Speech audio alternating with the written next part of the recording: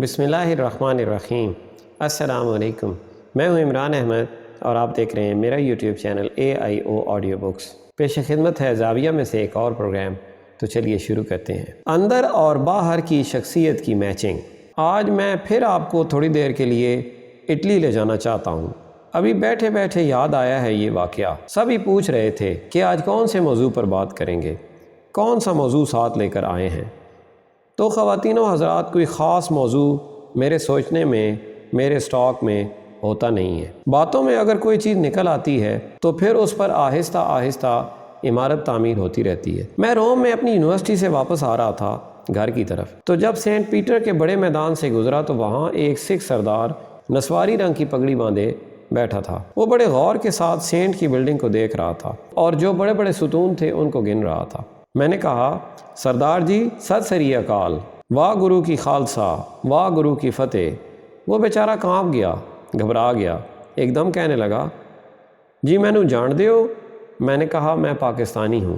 وہ بہت خوش ہوا، کہنے لگا، لو جی، میری بڑی مشکل حال ہو گئی، میں 2 دن سے یہاں گھوم رہا ہوں، میری بولی کوئی نہیں سمجھتا۔ میں نے کہا، تم ان کی بولی نہیں سمجھتے؟ کہنے لگا، نہیں، عجیب ملک ہے، یہاں انگریزی کوئی نہیں سمجھتا۔ میں نے کہا، نہیں، یہاں کوئی انگریزی نہیں جانتا۔ تو میں نے کہا، آئیے آپ کو چائے پلائیں۔ میں اسے ایک قریبی ریستوران میں لے گیا۔ تو جب میں چائے کا آرڈر دینے لگا تو اس سے پوچھا، کافی پیو گے یا چائے؟ کہنے لگا، نہیں جی، دونوں میں سے کوئی چیز نہیں لوں گا، کچھ گرمی سی لگ رہی ہے، آئس کریم ہونی چاہیے۔ میں 2 دن سے آئس کریم کی تلاش میں ہوں، لیکن مجھے پتہ نہیں آئس کریم کو کیا کہتے ہیں۔ میں انگلی ضرور لگاتا تھا کہ یہ دو، وہ مجھے کچھ اور ہی چیز نکال کے دے دیتے تھے۔ تو مجھے ایک لفظ وہ بتا دیں کہ آئس کریم کو کہتے کیا ہیں۔ تو میں نے کہا، آئس کریم کو جلاتو کہتے ہیں۔ کہنے لگا، لو جی، پٹھا نہ رکھ دیتا ہے، یہ جلان والی چیز ہے یا ٹھنڈ پان والی چیز ہے؟ میں نے کہا، بس رکھا تو یہی ہے، اس کا نام ہی یہ ہے۔ تو ہم بیٹھ کے باتیں کرتے رہے۔ میں نے کہا، سردار صاحب، بڑی خوشی کی بات ہے کہ آپ کو دیکھ کر مجھے ایک طرح کی بڑی خوشی ہوئی کہ آپ نے اپنا وجود، جو آپ کو احکام دیے گئے ہیں، اس کو آپ پورا مینٹین کر رہے ہیں۔ کیس رکھتے ہیں، داڑھی آپ کی ہے، کڑا آپ کا ہے، پگڑی اتنی خوبصورت پہنتے ہیں۔ تو اس نے کہا، ہاں جی، یہ ہونا چاہیے، یہ انسان کو شناخت کرنے میں بڑی مدد دیتی ہے۔ کچھ تشخص کے بارے میں بات کرنا چاہتا تھا، لیکن پورا حاوی نہیں تھا اس کے اوپر، پڑھا لکھا آدمی تھا۔ تو میں نے کہا، سردار جی، آدمی کا دل صاف پاک ہونا چاہیے، نیت ٹھیک ہونی چاہیے۔ کہنے لگا، نہیں جی، دل پاک صاف، نیت اچھی ہو، اس کا پتہ نہیں چلتا جب تک اس کا ظاہر جو ہے وہ اس بات کی شہادت نہ دے۔ آپ کے دل میں کیا ہے، میں کیا کہہ سکتا ہوں؟ میں نے کہا، باہر کا وجود جو ہے اس کے بارے میں جو آپ نے فلسفہ سازی کی ہے، اس کے بارے میں بھی کچھ نہیں کہا۔ اس نے کہا، دونوں کا تال میل ہونا بہت ضروری ہے۔ چنانچہ اس نے بڑی عجیب بات کی جو بڑے سالوں کے بعد مجھے یاد آئی۔ اس نے کہا، آدمی جو ہے وہ اپنی وردی سے پہچانا جاتا ہے۔ ہر شخص کی ایک وردی ہوتی ہے اور وہ وردی طے کرتی ہے کہ وہ کس قسم کا آدمی ہے۔ تھانے دار کو دیکھ کر اسے بولنے کی ضرورت نہیں پڑتی، پوچھنے کی ضرورت نہیں پڑتی، طلباء کو معلوم نہیں کرنا پڑتا۔ تھانے دار کو دیکھ کر کہتے ہیں، یہ تھانے دار ہے، میجر کی وردی کو پہچان لیتا ہے۔ اور یہ باتیں کرتے رہے۔ وہ تو چلا گیا، لیکن میرے لیے سوچ کا ایک سامان چھوڑ گیا۔ ایک شخص کا جو انڈیکیٹر باہر کا اشارہ ہے وہ آدمی کے ساتھ ضرور ہونا چاہیے۔ تو میں یہ سوچنے لگا کہ اگر ایک لڑکی ہو، بڑی شوخ و شنگ، اس نے جینس پہنی ہوئی ہو اور بہت اونچی ایڑی کی گرگابی پہنے ہوئے ہو، کانوں کو اس نے لگایا ہو کیسٹ پلیئر کا ہیڈ فون، شر شر کرتی چل رہی ہو اور سرجن کو وہ اوزار بھی دے رہی ہو، لیکن وردی اس نے نہ پہنی ہو اور وہ کہے، میں نرس ہوں، کام بھی وہی کر رہی ہو، تو اس کو سرجن صاحب کان سے پکڑ کر باہر نکال دیں گے۔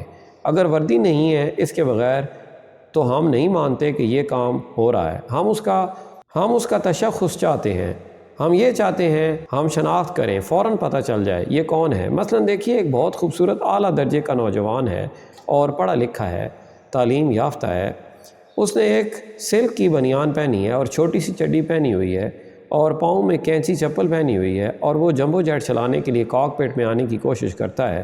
آپ اسے روکیں گے، وہ کہے گا، میں پائلٹ ہوں، کینچی چپل والا، تو کہے گا، جی میرا لائسنس دیکھیں، اور لائسنس سچ مچ ہو اور وہ کہے، میں 1000 گھنٹے فلائنگ کر چکا ہوں اور اس وقت دنیا کی وزنی ترین مشین کو ہوا میں لے جا رہا ہوں، میں اس کی صلاحیت رکھتا ہوں، اور اپنے کاغذات پورے دکھائے تو اس کو ہوائی جہاز میں بیٹھنے نہیں دیا جائے گا اور کاک پٹ میں آپریٹ کرنے کی اجازت نہیں ہوگی کیونکہ اس کی وردی نہیں ہے۔ یہ انسانی زندگی میں عجیب سی بات ہے جو انسان کے عمل کے اندر حائل ہوتی ہے۔ نیت اس کی اچھی ہے، نیت نیک ہے، وہ جانتا بھی ہے، لیکن چونکہ طے شدہ پیٹرن کے اندر، چوکٹے کے اندر نہیں ہے، اس لیے ہم اسے قبول نہیں کرتے۔ مثلا ابھی میرے ذہن میں آ رہا ہے، چوک ہے، چوراہے ہیں، لاہور کراچی کے بہت پیچیدہ اور کثیف ٹریفک والے، اور مشکل چوراہے پر ایک نوجوان مونچھوں والا کھڑا ہو، اس نے بدن کو تیل ملا ہوا ہو اور لنگوٹا باندھا ہوا ہو اور ہاتھ میں ایک بانس پکڑا ہوا ہو اور ٹھکا ٹھک مار کے ٹریفک کنٹرول کر رہا ہو، کبھی کسی کے سر پر، کبھی گاڑی پر مار دیا اور کبھی اسکوٹر پر، اور وہ کنٹرول کر رہا ہو تو سارجنٹ آ کر پریشان ہو کے پوچھے گا تو کون ہے؟ وہ کہے گا جناب میں محمد صدیق ٹریفک کانسٹیبل ہوں، 32721262، اپنا نمبر بھی بتائے گا۔ تو وہ کہے گا تو کیا کر رہا ہے؟ وہ کہے گا سر میں ٹریفک کنٹرول کر رہا ہوں۔ تو وہ کہے گا تیری وردی کہاں ہے؟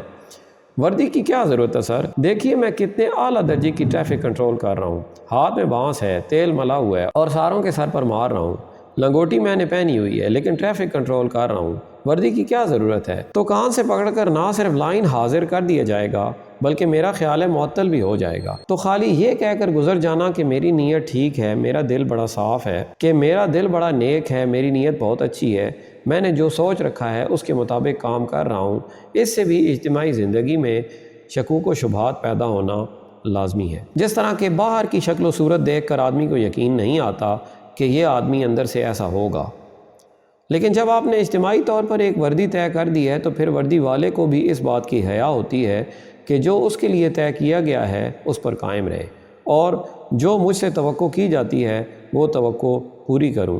تو جب یہ بات مجھے وہاں معلوم ہوئی تو میں غور کرتا رہا اور پھر میں آج تک سوچتا ہوں، اور مجھے بعد میں نفسیات دانوں نے یہ بتایا بھی کہ انسان کا باہر کا تشخص اس کی اندر کی ذات پر اثر انداز ہوتا ہے۔ اس فلسفے کے تحت ہم نے انسانوں کی اندر کی بیماریاں دور کرنے کے لیے بہت سی ایسی چیزیں اختراع کی ہیں جو باہر سے اثر انداز ہوتی ہیں۔ ریڈیشن کا عمل ہے، کچھ نہیں ہوتا، نہ بندے کو دوائی پلاتے ہیں نہ کھلاتے ہیں، باہر سے ریڈیشن کر کے اندر کی بیماری جو ہے دور کی جاتی ہے۔ تو اندر کا باہر کا بڑا قریبی رابطہ اور ایک رشتہ ہے، اور اس رشتے کو آپ جب ہی اپنا سکتے ہیں جبکہ دونوں چیزیں ایک دوسرے کے ساتھ ساتھ ہوں اور اس پٹڑی پر دونوں اسی استقامت کے ساتھ قائم ہوں جس طرح ان کا تقاضا ہوتا ہے۔ ایک چھوٹی سی سلطنت کا کوئی بادشاہ بہت اچھا نیک بادشاہ، صلح کل، لیکن طبیعت میں بڑا ڈسپلن تھا، اس کو اپنے ملک کی صحت و صفائی کا بڑا خیال تھا۔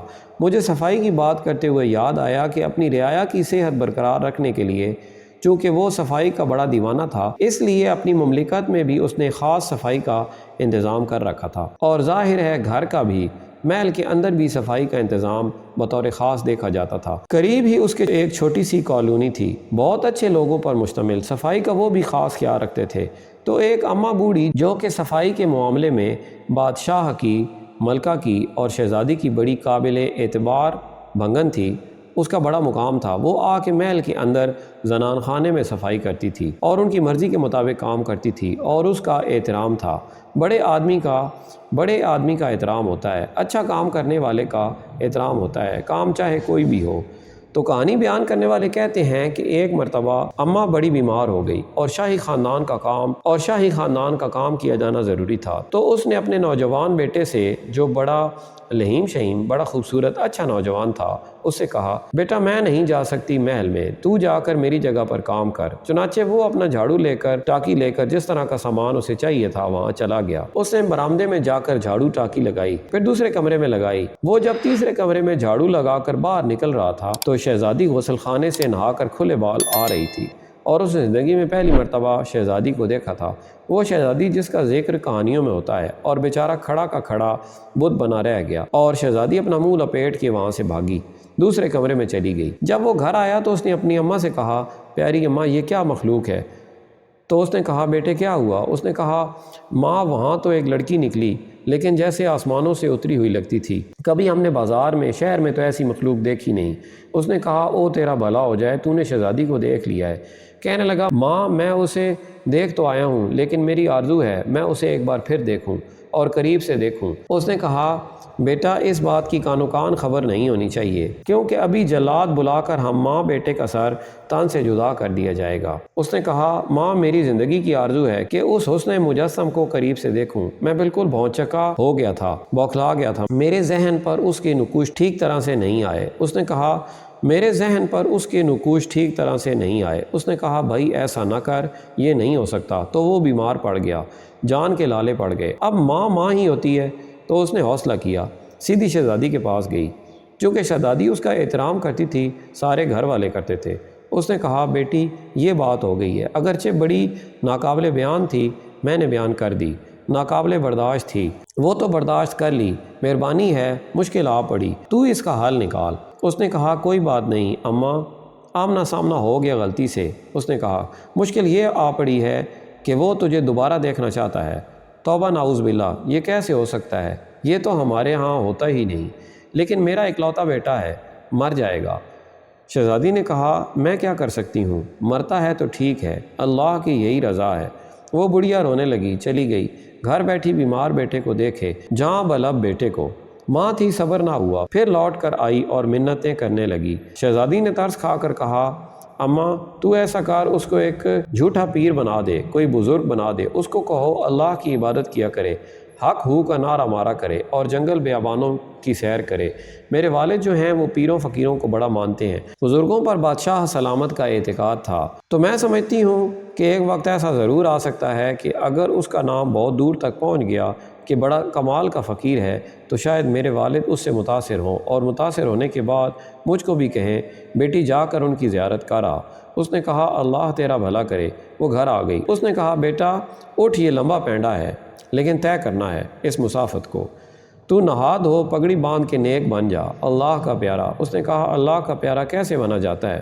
اس نے کہا یہ تو مجھے بھی نہیں پتا، تجھے بھی نہیں پتا، اب جنگل میں جا کے بیٹھ کے اللہ سے کہہ میں تیرا پیارا ہوں اور وہ تجھ کو قبول کر لے۔ وہ چلا گیا، جنگل میں جا کے بیٹھ گیا مزے سے، اور وہاں پر جا کر وقت گزارنے لگا اور اللہ کی تسبیح جیسی بھی اس کو آتی تھی اور آرزو دل میں رکھنے لگا کہ کبھی شاید اللہ کی زیارت ہو اور میں کبھی اس راہ پر چل سکوں، اس راہ پر چل کر اس حسن آرا کو بھی دیکھ سکوں جس کی آرزو لے کر میں نے یہ سارا ڈرامہ رچایا ہے۔ کچھ عرصے وہاں پر بیٹھا رہا۔ کچھ دیر بعد لوگوں نے اسے دیکھا، ایک نوجوان ہے، شکل و صورت بھی اچھی ہے، بات کسی سے نہیں کرتا، آنکھیں بند کر کے لو لگا کے بیٹھا ہے۔ تو انہوں نے جب اس کو دن رات وہاں ایسے بیٹھے دیکھا، سردی میں، گرمی میں، دھوپ میں، بارش میں، تو انہوں نے ایک جھوپڑی بنوا دی اور وہ اس جھوپڑی میں رہنے لگا۔ وقت گزارتا رہا تو آہستہ آہستہ اس کے نام کا ڈنکا بجنے لگا۔ ایک بہت کرنی والا بزرگ ہے اور پہنچے ہوئے بزرگ ہیں، اور لوگ اس کی زیارت کو آنے لگے۔ ایک سلسلہ چل پڑا۔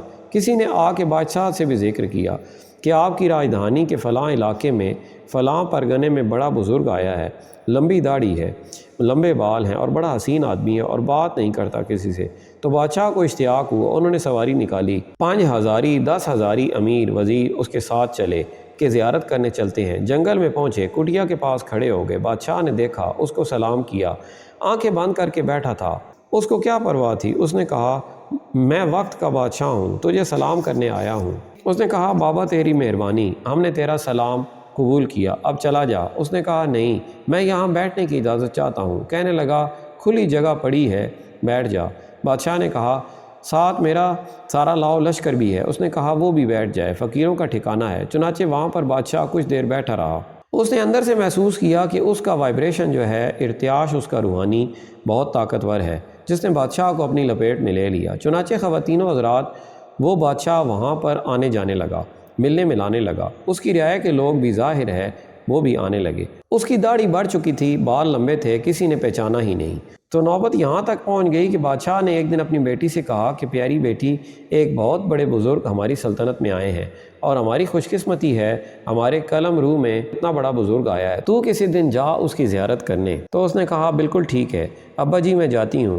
اس کو تو پتہ تھا یہ کون ہے، چنانچہ وہ اپنی سہیلیوں کے ساتھ پالکی میں بیٹھ کر پہنچی اور جا کر کھڑی ہو گئی اور کہنے لگی دیکھ تیرے دل کی آرزو پوری ہو گئی، میں نے جو بات بتائی تھی اس کے مطابق اتنے سالوں بعد تیرے سامنے آ گئی ہوں، تو اب آنکھیں کھول اور جس طرح سے چاہتا ہے میری زیارت کر، دید کر، میں تیرے سامنے کھڑی ہوں۔ وہ کہنے لگا अच्छा मेहरबानी मेहरबानी 3 दफ़ा कहा। ऐसे ही बैठा रहा आंखें बंद करके। उसने कहा, बदबख्त, मैं इतना लंबा सफ़र तय करके आई हूँ और तू आंखें बंद करके बैठा है। तो उसने उसकी बात का कोई जवाब न दिया। तो लिखने वाले लिखते हैं कि शहज़ादी ने खींच कर एक थप्पड़ उसके मुंह पर मारा तड़ाक से।